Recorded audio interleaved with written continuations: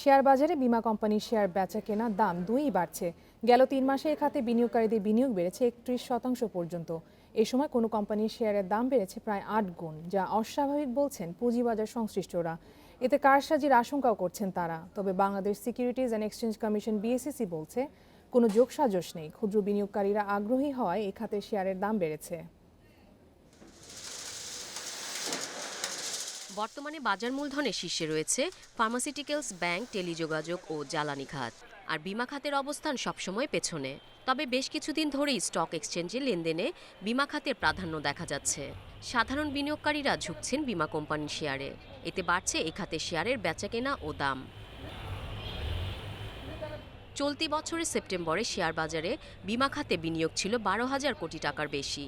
নভেম্বরে যা বেড়ে দাঁড়ায় ১৫,৭২০ কোটি টাকা। আর গেল এক বছরে বেড়েছে ৪,৫৭০ কোটি টাকা।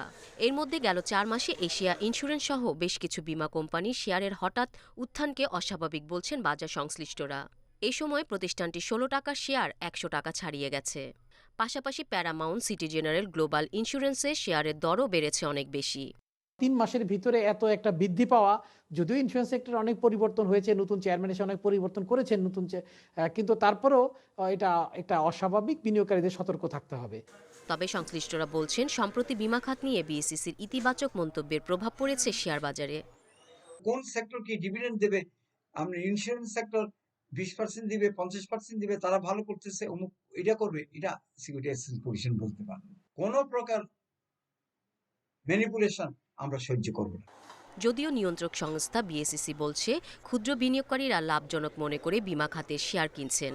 এখানে কোনো ধরনের যোগসাজশ নেই বলে জানালেন সংস্থার চেয়ারম্যান।